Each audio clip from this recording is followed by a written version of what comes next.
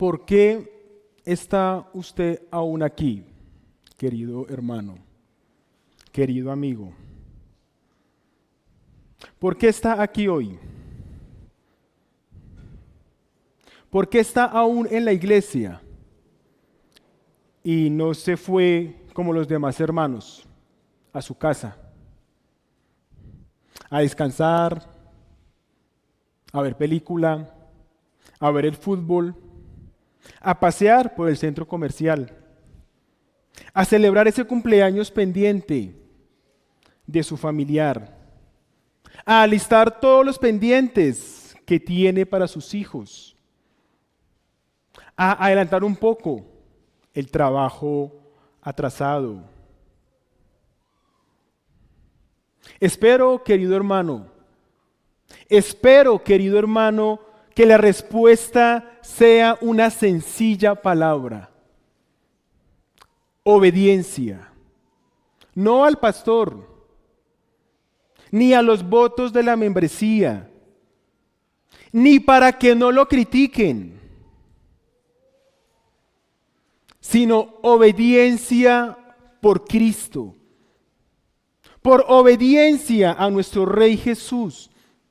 Esa es la respuesta, esa debe ser la razón y esa debe ser la única motivación para que usted, querido hermano y querida hermana, esté aún en la casa de Dios. Por obediencia a nuestro Rey Jesús es la razón, es la motivación para que usted creyente, usted hijo de Dios, usted miembro del reino de Cristo, siempre esté en la casa de Dios. Ahora, mi querido discípulo de Cristo, imagínese haber estado un día de reposo en la sinagoga de Nazaret. Piénselo por un momento.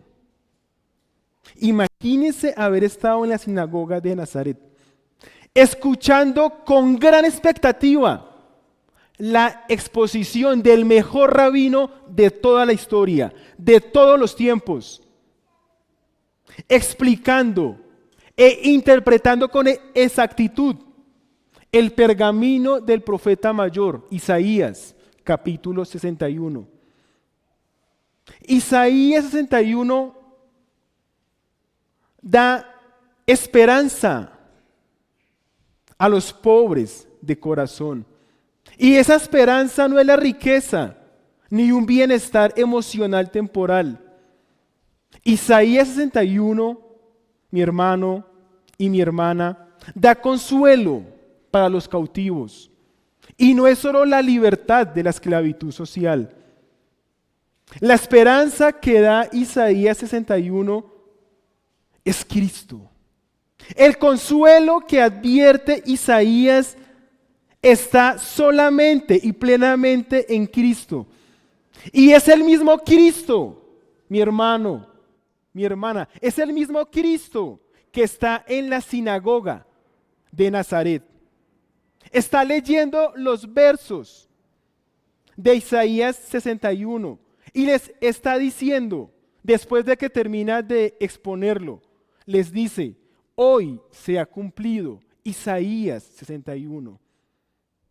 Y es de las pocas veces, mis hermanos, es de las pocas veces que nuestro Rey Mesías se presenta como el Mesías ante muchas personas.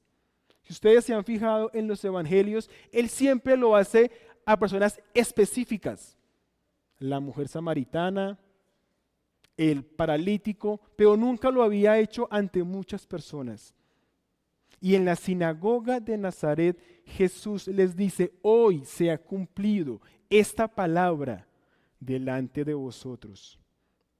Se presentó como el Mesías. Todos, ¿cómo quedan? Maravillados. Pero ¿qué es lo increíble, mi hermano y mi hermana? Que pasa muy poco tiempo.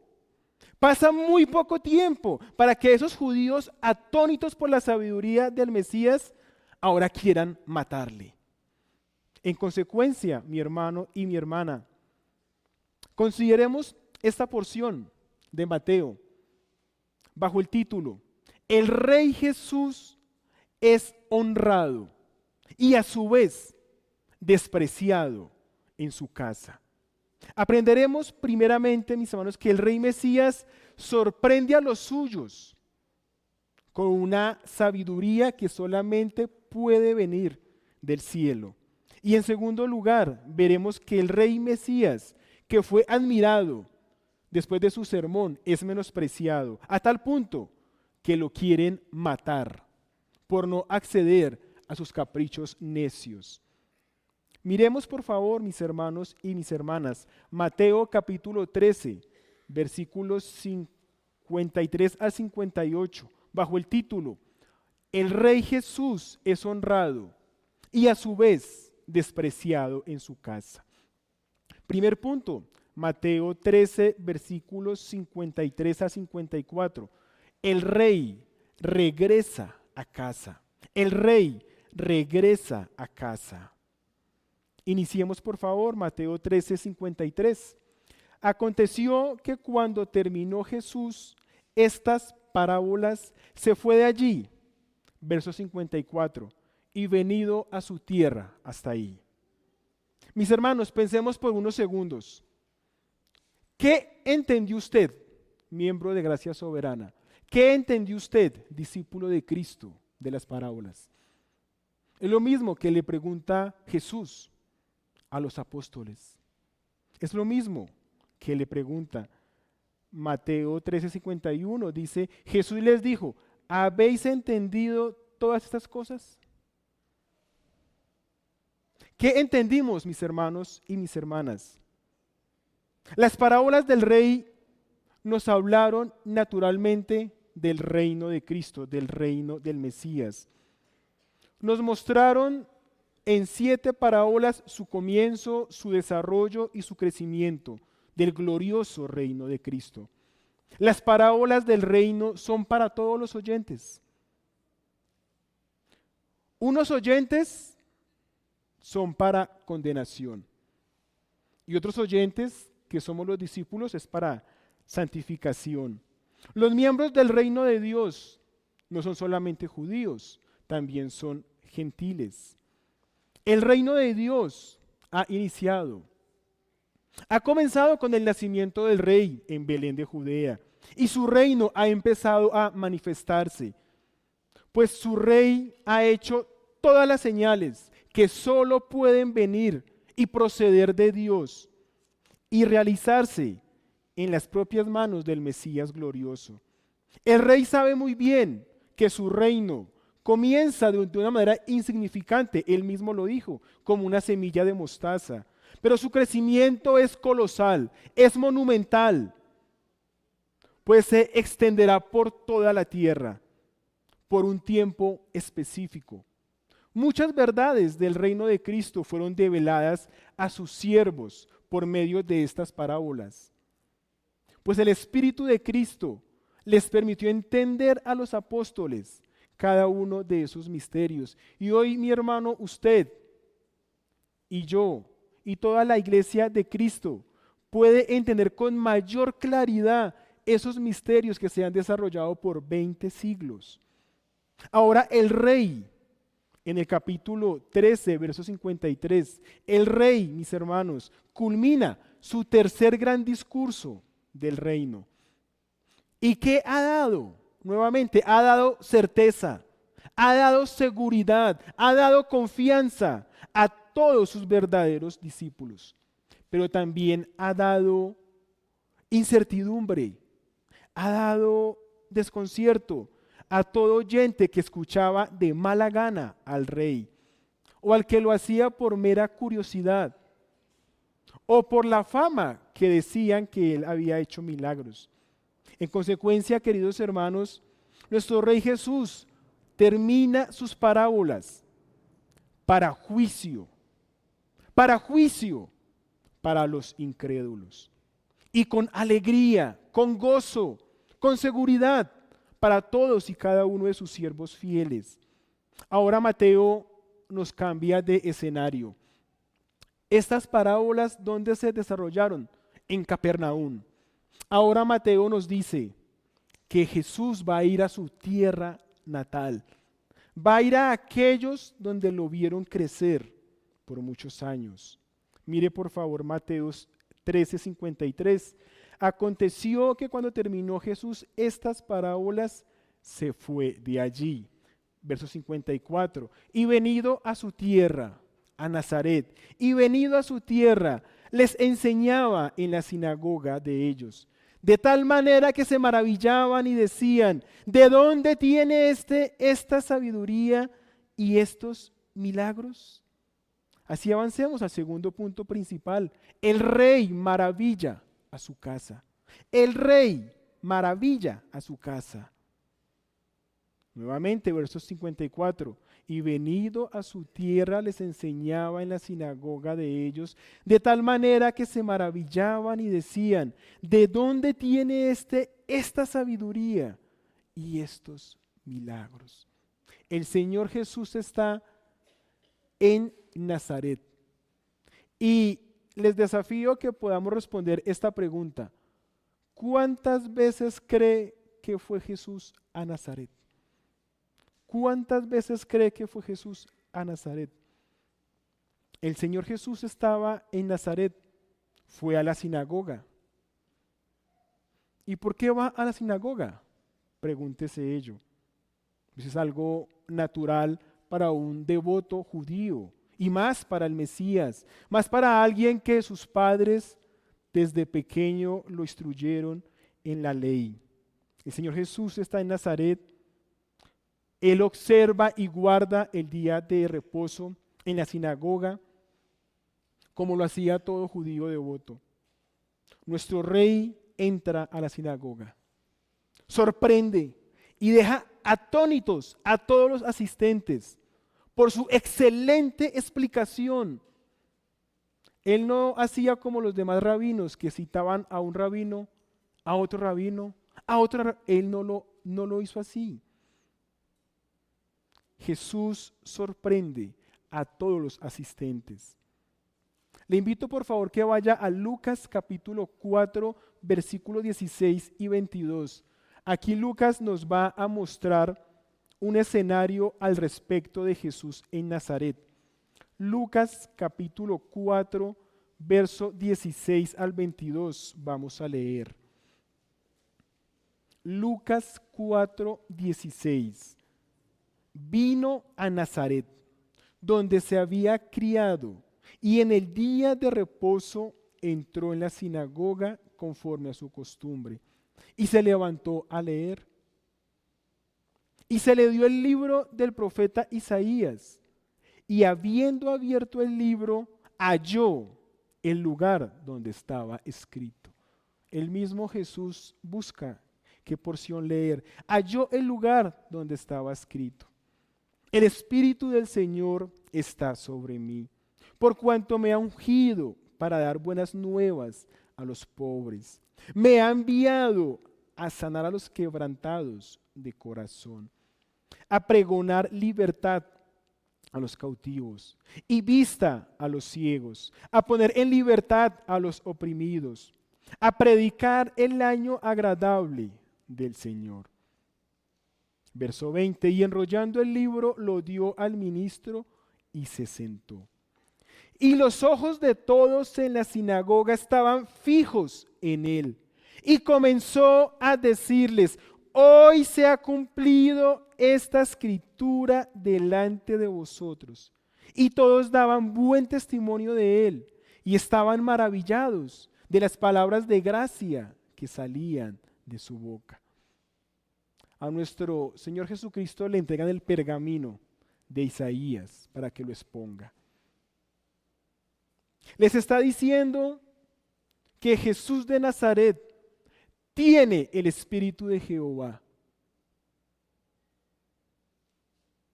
Que Jesús es el ungido del Padre. Que es Jesús el que ha venido trayendo buenas noticias. Y esas buenas noticias han llegado ahora a Nazaret. Esas buenas nuevas son para todos. Lo que leyó Jesús es de Isaías 61. ¿Y qué nos dice el texto? Que es para los judíos afligidos, abatidos, a los quebrantados de corazón. Esas buenas noticias son para los judíos que están cautivos del pecado y de la religiosidad judía. Esas buenas nuevas son para todos los judíos ciegos que no han podido ver al Mesías como el Salvador de sus almas. Jesús está en Nazaret. Jesús está en la tierra que lo vio crecer. Y Jesús les está anunciando el año agradable de Jehová. Pues Jesús es el Mesías, es el Cristo. Jesús está en medio de ellos. Jesús creció en Nazaret y ahora está al frente de ellos en la sinagoga, ratificando que lo que dijo Isaías se estaba cumpliendo. Porque el tiempo había llegado. Y Jesús de Nazaret es el Cristo.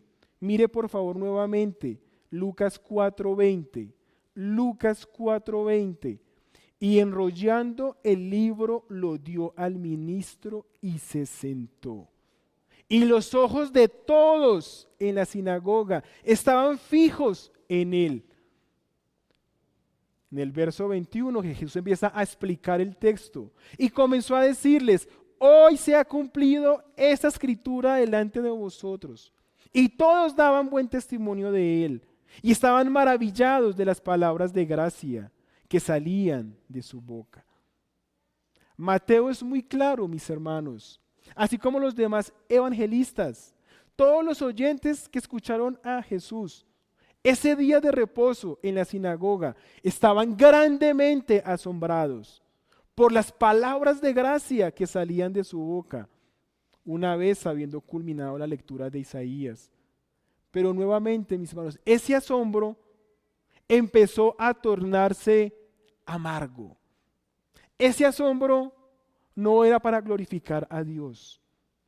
Ese asombro venía de corazones perversos. Vuelva por favor a Mateo 13:55. Mateo 13:55, por favor, hermano. ¿No es este el hijo del carpintero? ¿No se llama su madre María y sus hermanos Jacobo, José, Simón y Judas? ¿No están todas sus hermanas con nosotros? ¿De dónde pues tiene todas estas cosas? Y se escandalizaban de él.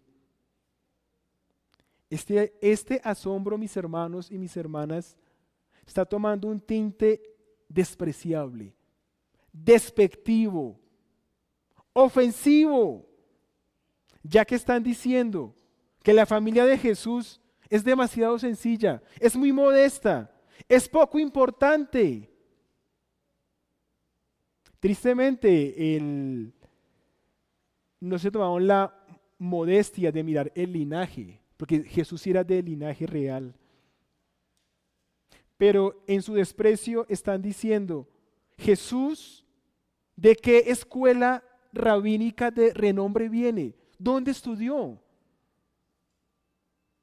Aquí el verbo escandalizar, que viene del griego escandalizo, se traduce rechazar, desconfiar y ofenderse. Todos los judíos en la sinagoga ese día de reposo estaban sorprendidos, estaban maravillados, estaban atónitos por la sabiduría de Cristo, pero no les fue suficiente para ellos. Y a esto, ¿qué le debemos agregar, querido hermano y querida hermana? Que a Nazaret ya tenía que haber llegado los rumores de todos los milagros que había hecho Jesús. Pero no le fue suficiente ni los comentarios ni los rumores de los milagros que había hecho Jesús. Ahora nuestro rey pasa de ser honrado, pasa de ser maravillado, pasa de ser honrado a ser despreciado. Así avancemos, por favor, al tercer punto principal. El rey es despreciado en su casa. El rey es despreciado en su casa. Por favor, fíjese en Mateo 13:57. Mateo 13:57. Pero Jesús les dijo: no hay profeta sin honra, sino en su propia tierra y en su casa. Y no hizo allí muchos milagros a causa de la incredulidad de ellos. Nuestro rey, mis hermanos y mis hermanas, ya conocía esos corazones desconfiados, esos corazones escépticos, esos corazones incrédulos. Pero Mateo solo deja ver la inmensa incredulidad de ellos, porque era el objetivo. En cambio, Lucas explica el proverbio del profeta sin honra en su propia tierra. Por favor, vayamos a Lucas, mi hermano y mi hermana. Lucas 4:24 al 28. Lucas capítulo 4, verso 24 al 28. Dice así el texto. Y añadió, está hablando Jesús, Lucas 4:24, y añadió: de cierto os digo que ningún profeta es acepto en su propia tierra. Y en verdad os digo que muchas viudas habían en Israel en los días de Elías, cuando el cielo fue cerrado por 3 años y 6 meses, y hubo una gran hambre en toda la tierra. Pero a ninguna de ellas fue enviado Elías, sino a una mujer viuda en Sarepta de Sidón. Y muchos leprosos había en Israel en tiempo del profeta Eliseo, pero ninguno de ellos fue limpiado, sino Naamán el sirio. Nuestro Mesías aquí está reseñando la deshonra que vivieron los profetas del Antiguo Testamento, en especial Elías y Eliseo. Ellos eran despreciados por los gobernantes, porque los gobernantes claramente no siguieron a Jehová. Nuestro rey usa esas dos ilustraciones para decir, así como Elías y Eliseo fueron rechazados, Jesús, el Mesías, el más grande profeta de Dios, está experimentando rechazo. Pero ese rechazo no es simplemente que se vaya. No, mis hermanos. Mateo y Marcos nos indicaron que ese rechazo fue aparentemente que se fuera. Pero mire por favor el rechazo en que termina. Siga leyendo ahí en Lucas 4, verso 28 al 30. Lucas 4, 28 al 30. Siga por favor. Al oír esas cosas, todos en la sinagoga se llenaron de ira y levantándose le echaron fuera de la ciudad y le llevaron hasta la cumbre del monte sobre el cual estaba edificada la ciudad de ellos para despeñarle. Mas él pasó por el medio de ellos y se fue, porque aún no había llegado la hora de morir, y más de esa forma. Qué impresionante, hermano y hermana, qué impresionante lo que puede suceder en mentes incrédulas, ciegas y perversas. ¿Cómo no son capaces de pensar por un momento y discernir adecuadamente? Si Jesús de Nazaret tiene tal sabiduría que puede explicar correctamente Isaías, ¿por qué no le creemos? Si Jesús de Nazaret ha hecho muchos milagros en otras ciudades, ¿por qué no creo a esos milagros? Si Jesús de Nazaret está al frente y me está predicando la Escritura, ¿por qué no le creo? ¿Por qué no creer en su testimonio y en todas las noticias que han llegado acerca de las señales? ¿Qué es lo más sabio que hacen todos los de la sinagoga? Se ofenden, se indignan y lo quieren despeñar. ¿Y dónde sucede eso, hermano y hermana? En una sinagoga. ¿En qué cabeza cabe este razonamiento tan diabólico de parte de los asistentes a la sinagoga de Nazaret? Por ello hace bien nuestro rey en irse de su tierra, por su gran incredulidad reinante. Y aquí tenemos que resaltar, mis hermanos, Jesús les explicó adecuadamente, detalladamente Isaías. No hizo como en Capernaum. ¿Qué hizo en Capernaum? Les habló por parábolas. En cambio, aquí a los de su tierra les habló literalmente, les explicó de forma de que todos pudieran entender. Y aún más, les dijo, yo soy el Mesías. Se les reveló como el Mesías. Ahora, mi hermano y mi hermana, vayamos por favor a Isaías 61.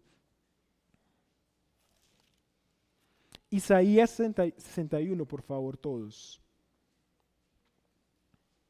Isaías 61, versículo 1. El Espíritu de Jehová, el Señor, está sobre mí, porque me ungió Jehová. Me ha enviado a predicar buenas nuevas a los abatidos, a vendar a los quebrantados de corazón, a publicar libertad a los cautivos y a los presos apertura de la cárcel, a proclamar el año de la buena voluntad de Jehová y el día de venganza del Dios nuestro, a consolar a todos los enlutados. ¿Pudimos escuchar el evangelio de salvación, mis hermanos?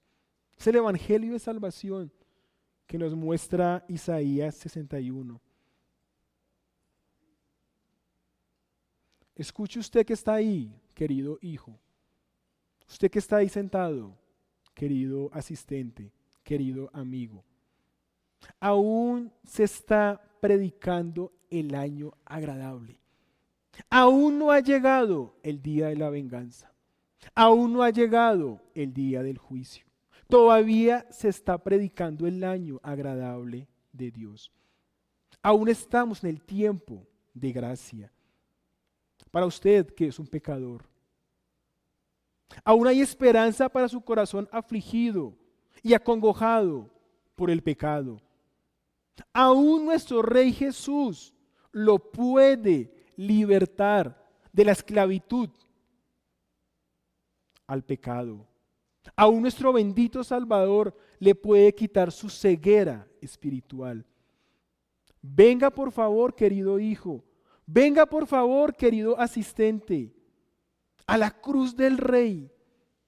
Él da vida, Él da salvación, Él sigue dando perdón, Él sigue dando esperanza. Maravíllese con la gran salvación que sigue dando nuestro Redentor, porque Él fue rechazado en su casa para darnos una casa celestial por gracia. Quiero por favor que consideremos unas aplicaciones, mis hermanos. Primera de ellas, Lucas 4:16. El Rey está aquí en su casa. El Rey está aquí en su casa. Vino a Nazaret, donde se había criado, y en el día de reposo entró en la sinagoga conforme a su costumbre y se levantó a leer. Querido miembro del reino de Cristo, su deber, su mandato, su responsabilidad, su privilegio, su deleite es estar en la casa de Dios, conforme nuestro Rey nos dice, porque nuestro Rey está presente, porque su palabra es leída, es explicada, porque es el lugar donde nuestros corazones son criados, son alimentados, son sustentados, son mimados por Cristo, son abastecidos por la multiforme gracia de nuestro Rey. Aquí en su casa, mis hermanos, es donde crecemos por la poderosa palabra de nuestro Rey Jesús. Todo lo anterior, ¿dónde ocurre? Solo en la casa del Señor, en el día del Señor, con los hijos del Señor, por medio de los mandatos del Señor. Y únicamente es aplicado por el Espíritu del Señor, ¿Para qué, mis hermanos? Para que seamos más como el Señor. Segunda aplicación, mis queridos hermanos. Solo nuestro Rey nos maravilla. Mire por favor Lucas 4:22. Lucas 4:22. Y todos daban buen testimonio de él y estaban maravillados de las palabras de gracia que salían de su boca. Estaban maravillados por las palabras de gracia que salían de la boca de nuestro Rey Jesús. Querido discípulo de Cristo, solo en Cristo usted y yo podemos encontrar en todo momento palabras de gracia para que su vida siga siendo conforme al modelo de Cristo. Solo encontramos en Cristo las palabras que ustedes y yo requerimos. Le pregunto a los hombres, a las cabezas, a los esposos, ¿necesita ser un esposo que ame más a su esposa y que nos amemos menos a nosotros mismos? Yo creo que todos lo requerimos con urgencia, mis hermanos. Miremos a Cristo, miremos su ejemplo glorioso. Él se dio por la iglesia, se dio por su novia. Entonces ya sabemos lo que tenemos que hacer, queridos caballeros, queridos esposos. ¿Requiere usted, hijo, a los que tenemos, a los que somos hijos, requerimos ser hijos que alegremos a nuestros padres? Yo creo que sí, queridos hijos. De nuevo, ¿dónde vamos a encontrar eso? En las palabras de Cristo. Cristo siempre agradó a su Padre Celestial y naturalmente a José y a María. ¿Qué hizo siempre Jesús, mis hermanos? La voluntad del Padre. Les obedeció. Sí, queridos hijos, esa palabra nos molesta, obediencia, pero es lo que tenemos que hacer, porque somos hijos de Dios. Querida hermana en la fe, ¿sigue afligida? ¿Sigue abatida? ¿Está aún acongojada por las aflicciones presentes? Le pido que no se aleje de las palabras de gracia que salen de la boca de Cristo, para que pueda hallar consuelo, pueda hallar ánimo, pueda hallar fortaleza en medio de su dolor. Jesús, quizás como hermanos somos indiferentes y no debemos serlo, pero Jesús, mi hermana y mi hermano, nunca es indiferente a su dolor. Antes bien, Jesús está en medio de la aflicción, sustentándole por su palabra, por su Espíritu Santo, por su iglesia. Tercera aplicación, mis hermanos y mis hermanas. Solo nuestro Rey nos maravilla con su gracia monumental. Fíjese por favor en estos detalles. Mateo 13:58. Y no hizo allí muchos milagros a causa de la incredulidad de ellos. En Nazaret no hizo muchos milagros a causa de la incredulidad de ellos. Marcos 6, 5 y 6. Marcos 6, 5 y 6. Y no pudo hacer allí ningún milagro, salvo que sanó a unos pocos enfermos, poniendo sobre ellos las manos, y estaba asombrado de la incredulidad de ellos, y recorría las aldeas de alrededor enseñando. Lucas 4, 28 al 30. Lucas 4, 28 al 30. Al oír estas cosas, todos en la sinagoga se llenaron de ira, y levantándose le echaron fuera de la ciudad y le llevaron hasta la cumbre del monte sobre el cual estaba edificada la ciudad de ellos para despeñarle. Mas él pasó por en medio de ellos y se fue. Acá encontramos tres relatos. Mateo y Marcos están hablando del mismo suceso. En cambio, Lucas está registrando un suceso muy parecido. Podríamos decir que el mismo rápidamente. Pero dos detalles a nivel general nos ayudan a hacer la distinción. Primero, Lucas registra que después del sermón dado por Jesús, lo intentaron matar. Y Mateo, en segundo lugar, Mateo y Marcos narra que después del sermón hace pocos milagros.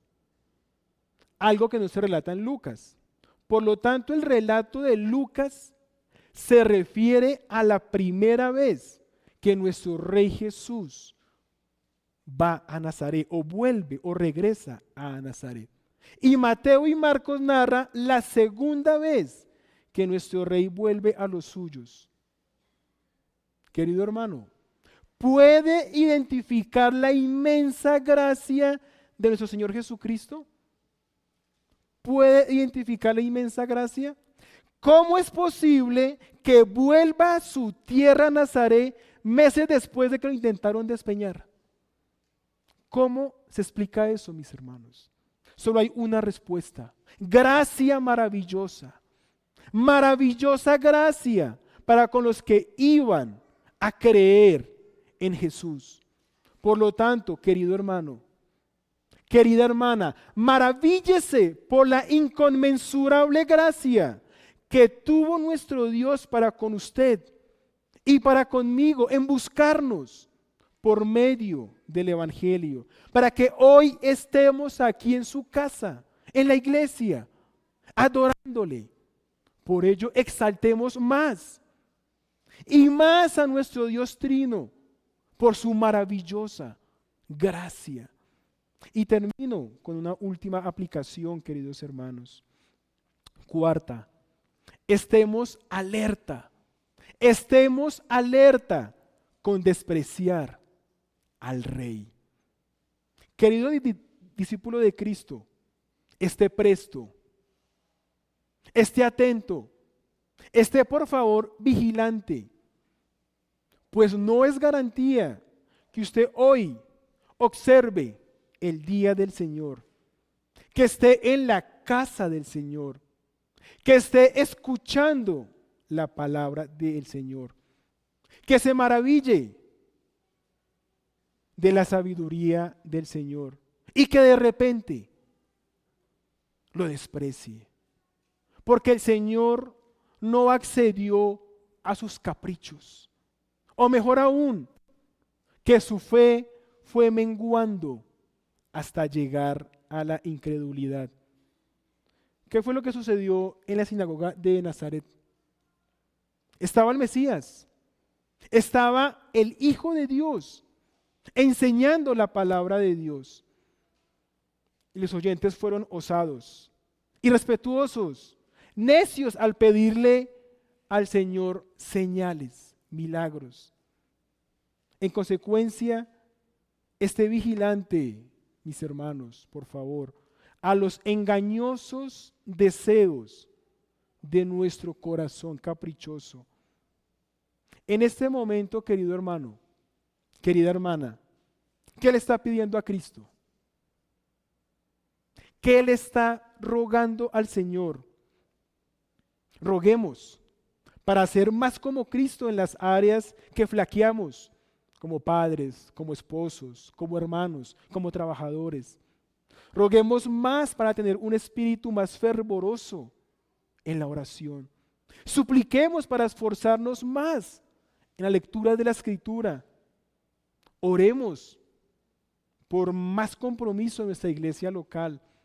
Pidamos a nuestro Padre Celestial por más gracia en medio de la aflicción. Recuerde, querido hermano, que Dios responde su oración cuando está alineada a su voluntad y no cuando está alineada a nuestra voluntad caprichosa que nos puede llevar a la incredulidad. Por favor, oremos, mis hermanos. Santo Padre, Santo Rey, Santo Señor, Te alabamos, mi Padre Celestial, por habernos mostrado, mi bendito Señor, la maravillosa gracia de tu Hijo Jesús para con nosotros, pecadores, Padre Santo. Santo Señor, te alabamos, te agradecemos y reconocemos, mi Padre Celestial, que nuestra salvación ha sido por pura gracia. Gracias, amado oh Señor, porque has guardado, mi Padre Santo, de caer en incredulidad, aún en medio de nuestra terquedad, de nuestros caprichos. Santo Señor, gracias por tu iglesia, porque en ella, mi Padre Santo, somos criados domingo a domingo. Gracias por tu palabra, porque por medio de ella nos alimentas cada día. Y Santo Señor, gracias porque tu reino sigue avanzando, se sigue extendiendo. Ayúdanos como iglesia, como miembros, a ser fervorosos para hacer nuestra parte, mi amado oh Señor. En el nombre de Jesús hemos orado. Amén.